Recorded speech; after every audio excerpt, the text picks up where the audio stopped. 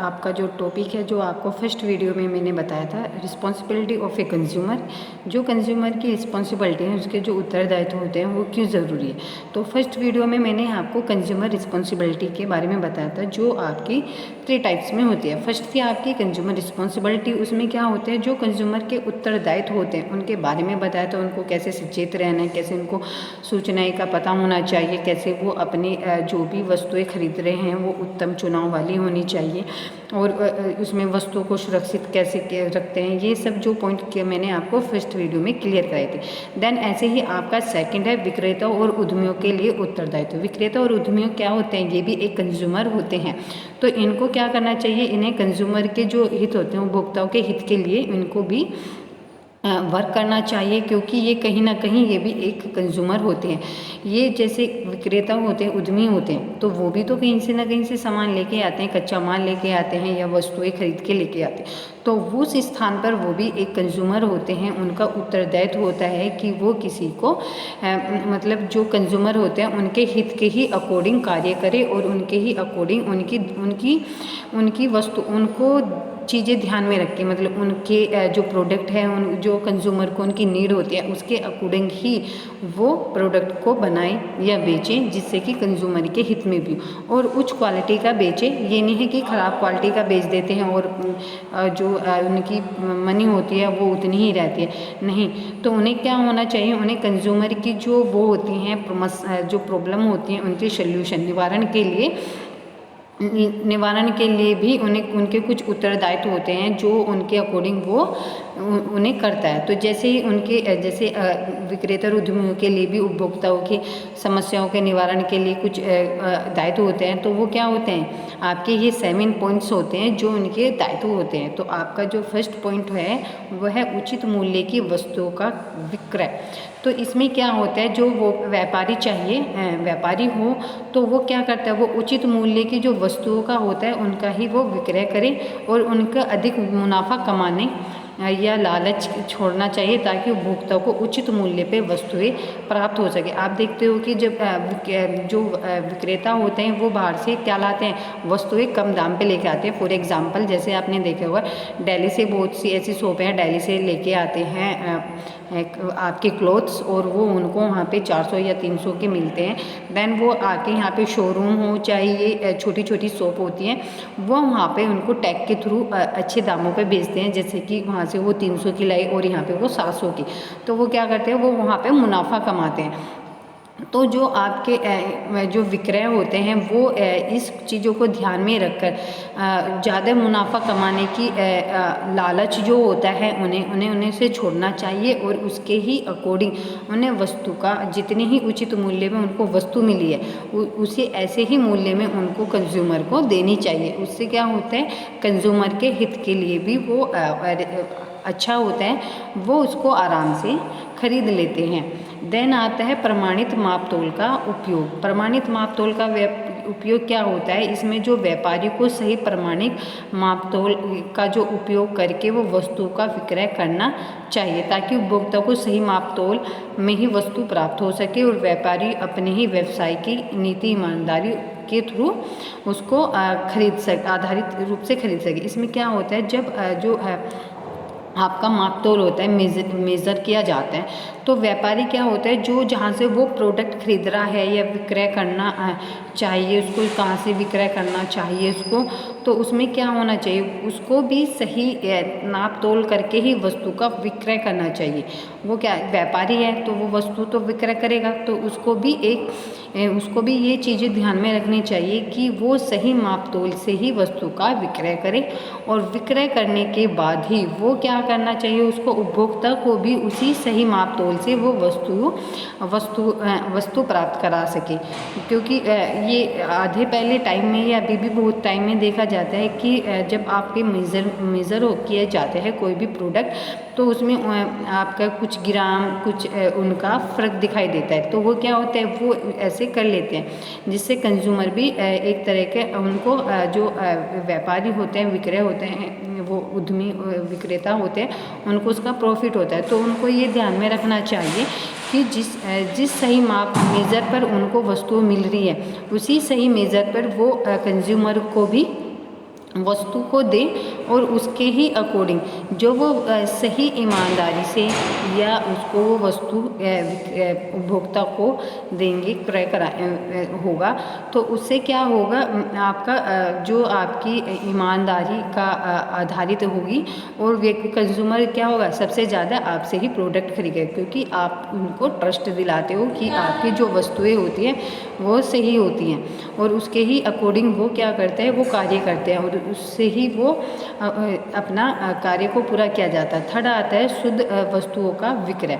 इसमें क्या होता है, जो व्यापारी होते हैं वो क्या करते हैं, शुद्ध वस्तुओं का ही विक्रय करना चाहिए उनको, उपभोक्ता के स्वास्थ्य और जो जीवन होते हैं उन पर भी हानिकारक प्रभाव न पड़े और वस्तुओं में मिलावट नहीं होनी चाहिए, अच्छी किस्म की वस्तु ही उसका विक्रय करनी चाहिए।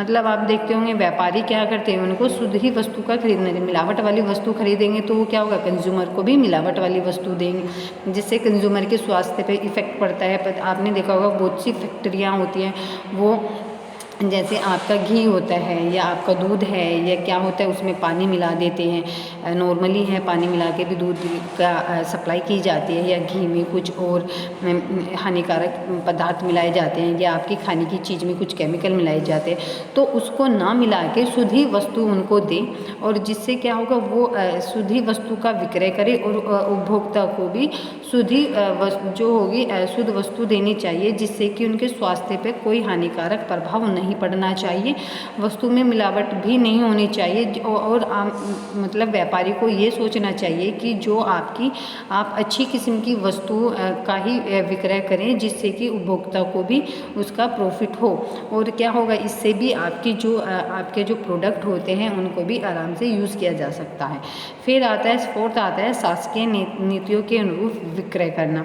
जो आपकी जैसे सरकार द्वारा जो उपभोक्ताओं की जो रिस्पॉन्सिबिलिटी है हित की सुरक्षा के लिए वे कुछ नियम बनाते हैं, कुछ नीतियाँ बनाते हैं, कुछ अधिनियम एक्ट बनाए जाते हैं और इनका पालन कौन करता है, विक्रेताओं के द्वारा किया जाना चाहिए, ताकि क्या होता है उसमें जो उपभोक्ताओं को मिलावट रहित प्रमाणिक जो मापतोल होते हैं, शुद्ध गुणवत्ता वाले वस्तु ही प्राप्त हो सके। मतलब इसमें क्या होता है, गवर्नमेंट के द्वारा जो कंज्यूमर रिस्पॉन्सिबिलिटी बनाई जाती है, कुछ जो राइट्स बनाए जाते हैं, उसमें जो उनके नियम नीति एक्ट होते हैं, वो क्या होता है, वो उनका सबका पालन किसे करना चाहिए, आपको विक्रेताओं के द्वारा किया जाना चाहिए। इससे क्या होता है, उपभोक्ताओं को मिलावट की कोई भी वस्तु नहीं मिलेगी, मिलावट रहित रहेंगी, मेज़रिंग में भी उनको मेज़र भी अच्छे से किया जाएगा, उनकी मापतोल भी सही होगी और उनको जो प्रोडक्ट मिलेंगे वो शुद्ध और गुणवत्ता अच्छी क्वालिटी वाली वस्तु उनको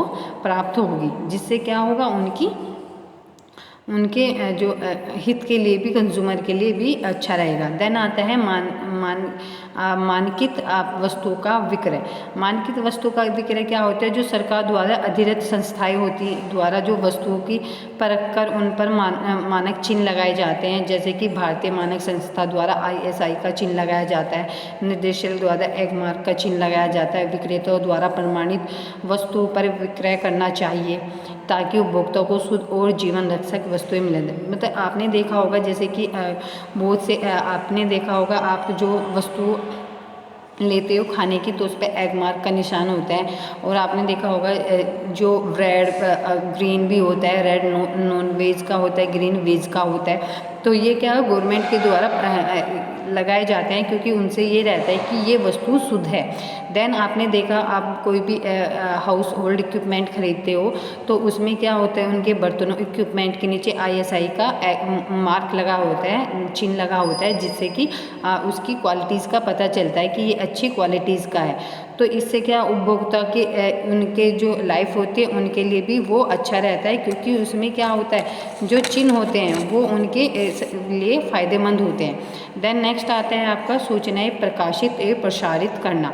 इसमें क्या होता है, जो व्यापारी होते हैं वो उपभोक्ताओं के हित के समय समय पर जो सूचनाएं प्रकाशित करनी चाहिए, उसमें जो उपभोग की वस्तु है, वस्तु की विश्वसनीय जानकारी, वस्तु का विक्रय मूल्य, वस्तु की उपलब्धता के स्थान, वस्तु का सही उपयोग, ये सब की जानकारी दी जानी चाहिए। आपने देखा होगा, जब भी आप कोई वस्तु खरीदते हैं तो उसके रैपर के पीछे पूरी उसकी डिटेल दी जाती है, मैन्युफैक्चरिंग क्या है, वो आपकी एक्सपायर डेट क्या है, ये कब बना था, इसकी क्या, इसमें क्या क्या मिलाया हुआ है, इसमें कौन सा एग मार्क लगा हुआ है। तो ये क्या होते हैं, इससे जो वस्तुएं होती हैं उनकी सही जो सही इन्फॉर्मेशन दी जाती है। देन नेक्स्ट आते हैं अन्य उत्तरदायित्व। जो उत्तरदायित्व होते हैं उत्पादक विक्रेताओं के उत्पादों के वो भी कुछ होते हैं, जैसे कि आप मान लीजिए उपभोक्ताओं के साथ विक्रेताओं का शिष्टापूर्ण व्यवहार करना चाहिए, मतलब अच्छे से उनसे